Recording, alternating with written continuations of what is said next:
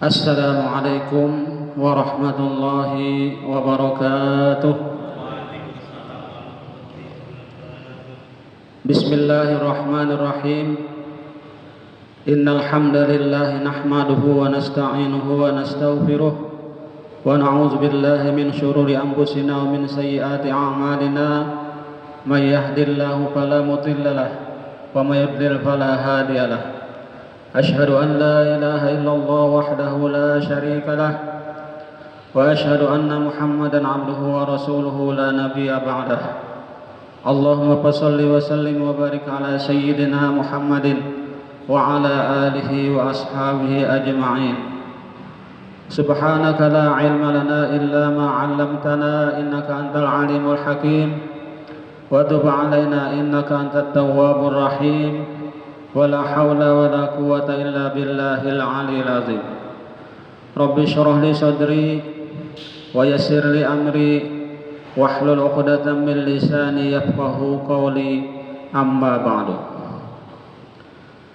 Hadirin jamaah salat maghrib Masjid Besar At-Taqwa yang dimuliakan Allah, pertama-tama terlebih dahulu marilah kita sama-sama memanjatkan puji dan syukur kita kehadirat Allah Subhanahu wa taala, karena dengan limpahan rahmat, karunia, taufik dan hidayahnya jualah kembali kita pada malam hari ini dapat melangkahkan kaki menuju Masjid Besar At-Taqwa ini dalam rangka sama-sama kita menjalankan atau menunaikan kewajiban kita selaku umat yang beragama Islam. Kita dituntut selalu dan senantiasa supaya mengerjakan sholat atau mendirikan sholat 5 waktu dalam sehari semalam. Nah, tadi kita sudah melaksanakan sholat maghrib secara berjamaah. Kita ucapkan alhamdulillah. Kemudian kita mengerjakan kewajiban yang lain, yaitu kita disuruh oleh Nabi besar Muhammad SAW untuk menuntut ilmu agama. Dalam hadisnya yang berbunyi talabul ilmi faridatun ala kulli muslimin wa muslimatin atau kama qala sallallahu alaihi wasallam, yang artinya menuntut ilmu itu merupakan suatu kewajiban bagi setiap muslim laki-laki ataupun muslim perempuan. Nah, jadi kita pada malam hari ini setiap malam Rabu kita mengkaji kitab Sabilal Muhtadin, kitab fikih karangan Syekh Muhammad Arsyad Al-Banjari atau Datu kita Kelampayan. Dan tak lupa pula kita niat i'tikaf di dalam masjid ini dengan niat nawaitu an a'takifa fi hadzal masjid sunnatan lillahi ta'ala, sengaja saya beriktikaf di dalam masjid ini sunat atasku karena Allah ta'ala. Salawat serta salam semoga pula terlimpahkan kepada junjungan kita Nabi besar Muhammad sallallahu alaihi wasallam, pada keluarga beliau, sahabat beliau, dan orang-orang yang senantiasa mengikuti jejak langkah beliau ila yaumil qiyamah. Dan semoga kita yang hadir maupun yang tidak hadir termasuk golongan orang-orang yang mengikuti jejaknya sampai akhir zaman. Amin. Bapak Ibu hadirin jamaah salat maghrib Masjid Besar At-Taqwa rahimakumullah, pada malam hari ini kita akan membahas tentang sholat jenazah.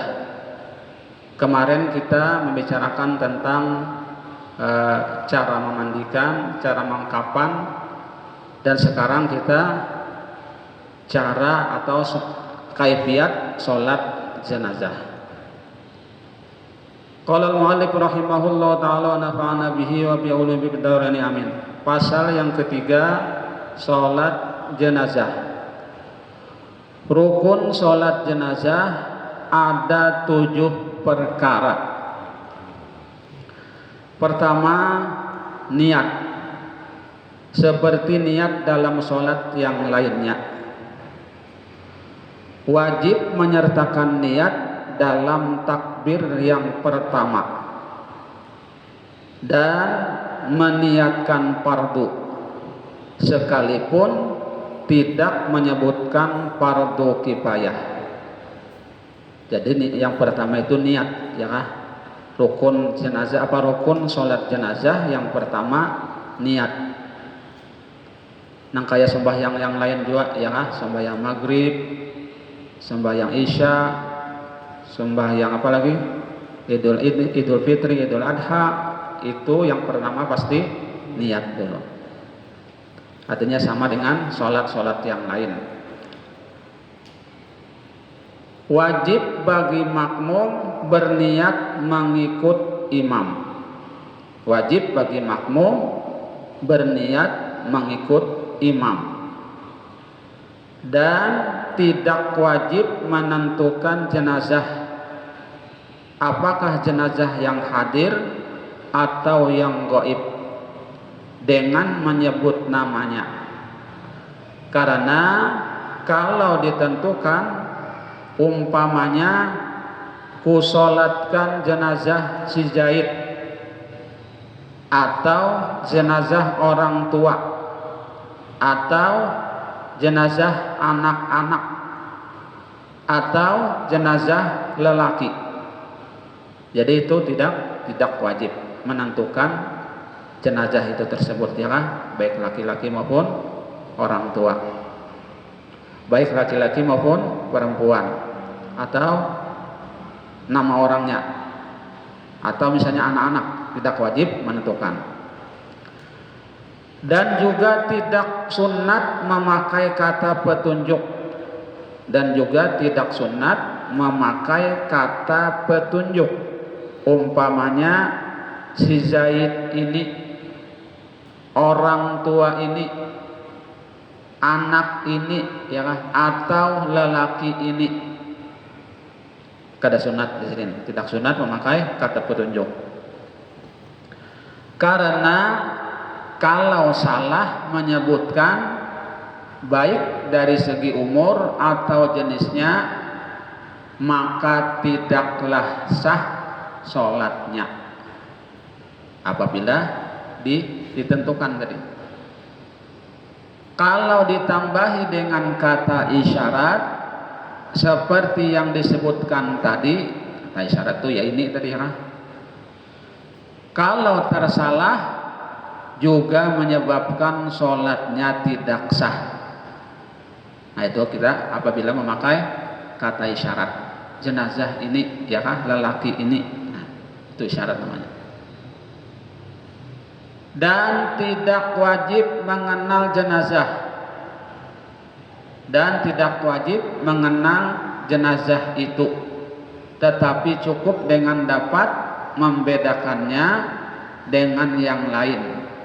Umpamanya diniatkan kusolatkan jenazah ini atau kusolatkan jenazah yang disolati imam, itu aja ya kan. Nah kemudian sunat menyebut lafal niat. Sunat menyebut lafal niat dengan lidah dan menyebut bilangan takbir dan menyebut Allah Ta'ala. Umpamanya dikatakannya usolli ala hadzal mayyiti arba'a takbiratin fardhon lillahi ta'ala. Ini kalau yang memakai usolli, ya kan? Kalau yang kada memakai terserah aja, yang penting niat di dalam hati waktu takbiratul ihram. Jadi jangan dipermasalahkan masalah usollikah, ya kan? Itu kan hanya lafal di luar sholat, artinya kada masuk sholat lagi, ya kan, malah di luar lagi. Apa artinya?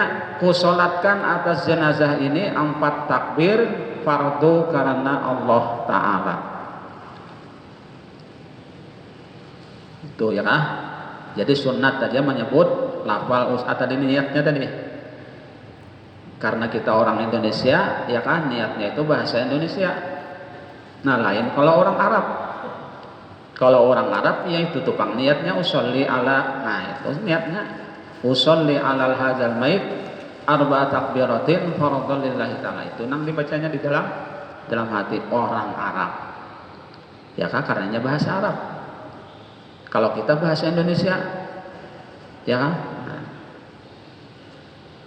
Atau dikatakannya usolli man shalla alaihil imamu arba'a takbiratin fardhon lillahi ta'ala.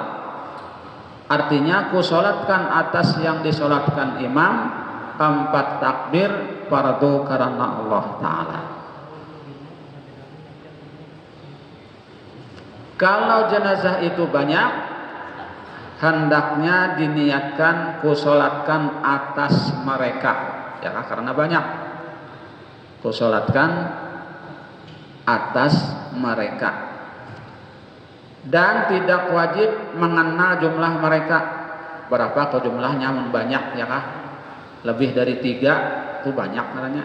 Lalu mereka nak tasaraja nak 1000 nak 100 kayak kan, tapi sudah mereka tuh bang habis sudah pada mencakup.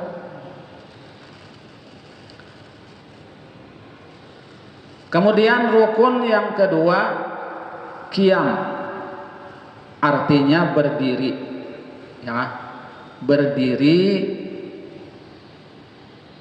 bagi yang kuasa, bagi yang mampu, ujar kita, ya kan? Jadi rukun yang kedua qiyam, artinya berdiri bagi yang kuasa, seperti dalam sholat fardu yang 5 waktu, ya kan? Amun kau berdiri dahulu. Amun kau udah kau berdiri, duduk, ya kan? Amun kau udah kau berduduk, behereng. Enggak ada kau juga behereng, berarti lantang, ya kan? Kada kau juga berarti lantang, ya kan? Pakai isyarat kelompok mata lagi. Asal sholat, ya kan? Jangan ditinggal, maksudnya sholat tuh jangan ditinggal. Kada kau juga isyarat mata, disembah yang akan ya lagi, ya kan? Kada kau lagi itu urusannya, disolatakan ya lagi. Nah mati karena sudah ya kan. Nah. Jadi rukun yang kedua tadi qiyam, berdiri bagi yang mampu, bagi yang kawa. Maka kada kau dipaksakan, orang kada kau berdiri, berduduk, ya kan? Nah. Kemudian rukun yang ketiga takbir 4 kali dengan takbiratul ihram. Jadi takbir yang 4 kali itu rukun yang ketiga, rukun sholat jenazah yang ketiga. Takbir 4 kali dengan takbiratul ihram, ya kan? Pertama dulu takbiratul ihram. Nah, di dalam takbiratul ihram itu, takbir itu situ kita menaruh niat. Kalau seorang bertakbir lebih dari 4 kali dengan sengaja, tidaklah batal sholatnya.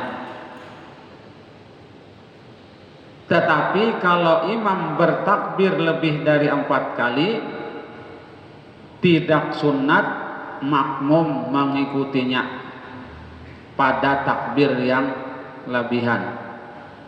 Jadi takbirnya 4 saja, ya kan? Amun misalnya 5 di bawahnya, kada batal juga bang sholatnya lah, kada batal, berarti bonus lah. Atau misalnya kayak viral di medsos itu beruku, orang sholat jenazah pakai ruku, hanya suah melihat nih, itu ada di YouTube, orang membayangkan jenazah COVID ya kan, pakai ruku, nah hanya suah seumur hidup melihat orang pakai ruku sholat jenazah ya kan, viral banget gitu. Tahu orang se-Indonesiaan.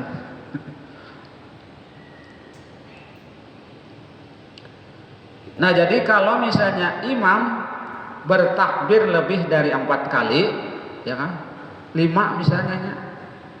Tapi makmum nih tahu aja ya kah bahwa takbir salat jenazah itu hanya 4. Kada usah diumpati ujar sidin takbir nang labihan tadi biar aja imam belabih bonus yang penting ya kah. Nah kalau apa aja biar aja jangan diumpati ya kah. Nah, jangan diumpati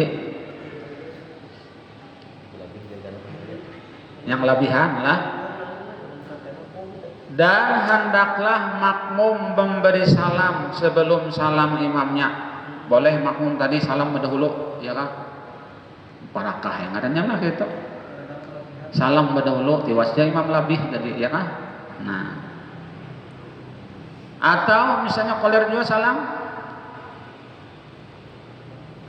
tunggu ya imam dulu ya kan. Nah ya kan, menunggu imam ya kan, atau menanti imam agar dapat memberi salam bersama dengan imam. Dan cara inilah yang terafdol ujar sidin, cara nang menunggu imam tadi biar jadi lebih bonus ya kah. Kita tunggu aja berapa bonus imam tadi atau 2 misalnya diberinya bonus tasarahnya aja tunggu aja ya kah. Nah itu ujar sidin yang terafdol, yang utama aja kita afdol tuh banyak pahalanya. Tunggu aja ya kah, kada usah mubarakah, kada usah berdahulu. Kemudian rukun yang keempat, membaca Fatihah sesudah takbir yang pertama.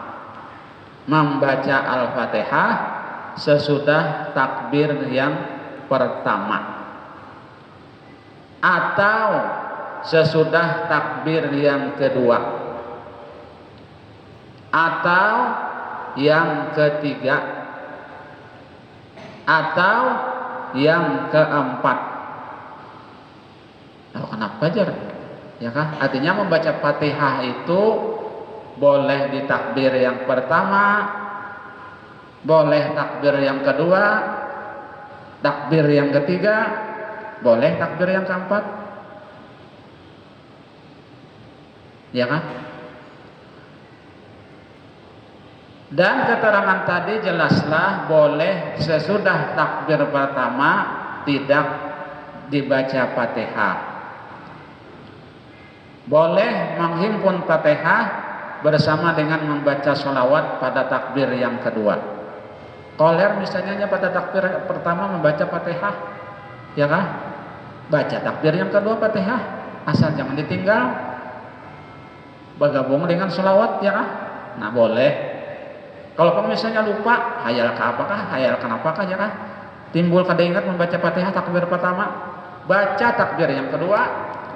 Nah, itu caranya. Ya kan? Jangan kada membaca, kada ingat tadi aku membaca Fatihah jangan. Kada usah gitu. Nah, itu yang salah. Ya kan? Dibaca pada takbir yang berikutnya.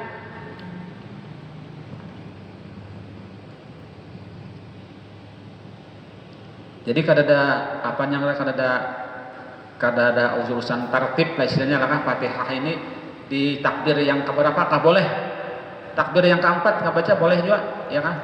Nah tapi bergabung dengan daun yang lain ya kalau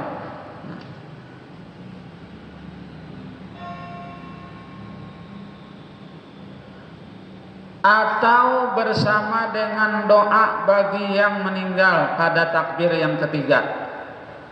Takbir yang ketiga itu kan doa kalau atau di situ terserah ya kan. Baca Fatihah dulu hanya takbir apa doanya tadi. Nah, boleh aja diandak Fatihah ini terserah aja mandak di manakah, takbir pertama kah, kedua, ketiga, keempat, terserah asal jangan ditinggal.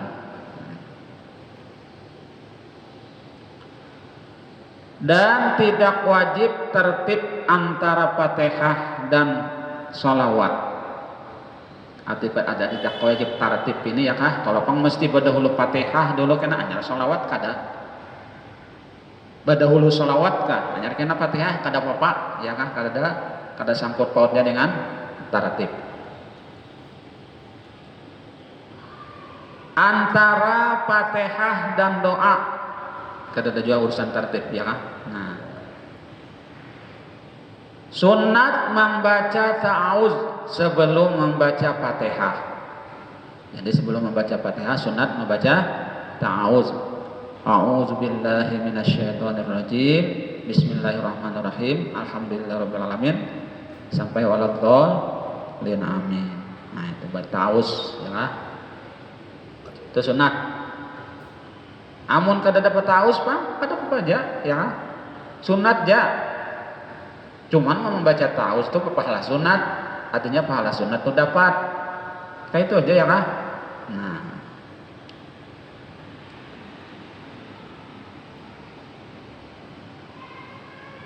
Dan sunat meninggalkan membaca doa iftitah dan surah.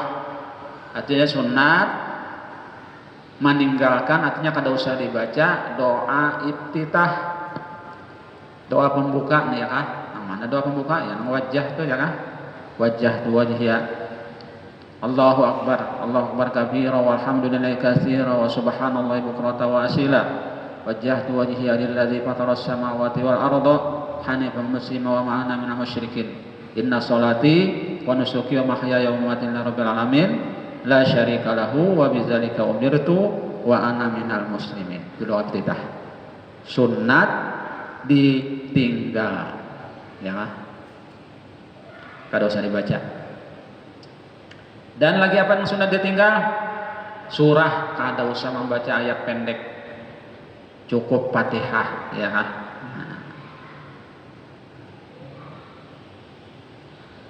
Tidak dibaca dengan suara nyaring sekalipun pada waktu malam. Ini sunat juga. Kada usah banyak nyaring ya kah? Asal takbirnya aja kedengaran sudah. Ya kah? Kalau kau misalnya Allahu Akbar, Bismillahirrahmanirrahim, ada usah nyanyi.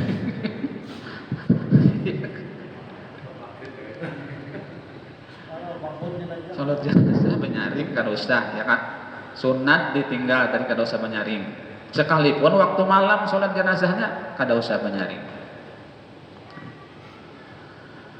Nah, kemudian rukun yang kelima, membaca sholawat sesudah takbir yang kedua. Membaca sholawat sesudah takbir yang kedua. Itu rukun yang kelima. Tidak memadai sholawat itu sesudah takbir yang lain. Dan yang kedua, tidak memadai sholawat itu sesudah takbir yang lain dari yang kedua ya kan? Jadi harus sholawat ini takbir kedua. Dan sekurangnya bunyi sholawat itu Allahumma sholli ala Muhammad ya kan? Allahumma sholli ala Muhammad. Terserah aja anak bahasa Sayyidina kah kada kah, yang penting sholawat ya kan? Allahumma sholli ala Sayyidina Muhammad, boleh juga, terserah aja. Allahumma sholli ala Muhammad, terserah aja ya kan? Anak bahasa Sayyidina hendak kada, terserah aja ya kan? Dan yang paling sempurna seperti yang dibaca dalam tahiyat. Atau yang sempurna Allahumma sholli ala Sayyidina Muhammad wa ala ali Sayyidina Muhammad kama shallaita ala Sayyidina Ibrahim wa ala ali Sayyidina Ibrahim wa barik ala Sayyidina Muhammad wa ala ali Sayyidina Muhammad kama barakta ala Sayyidina Ibrahim wa ala ali Sayyidina Ibrahim fil alamin innaka Hamidum Majid. Nah, itu yang sempurna, yang bagus.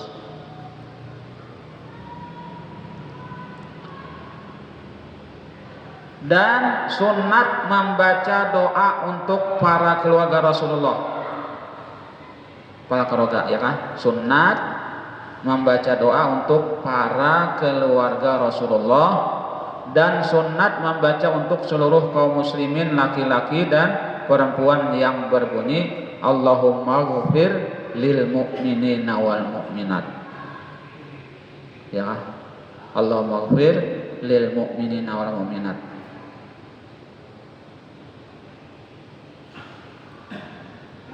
Jadi bersolawat tadi sambung lagi ya kah? Allahumma ghfir lil mu'minina wal mu'minat. Apalagi tambah wal muslimin wal muslimat. Terserah aja ya kah? Cuma sunat. Dan sunat membaca alhamdulillah sebelum membaca sholawat kepada Nabi. Baca alhamdulillah dulu.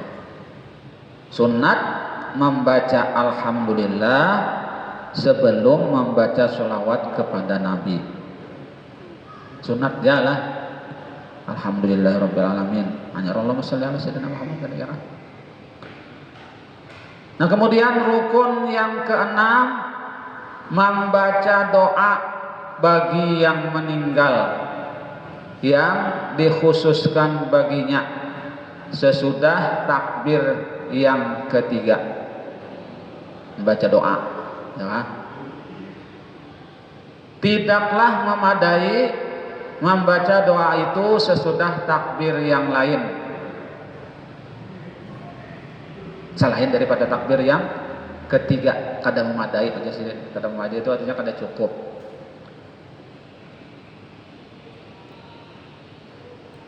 Yang berbunyi doanya nih ya kan, Allahumma ghfir lahu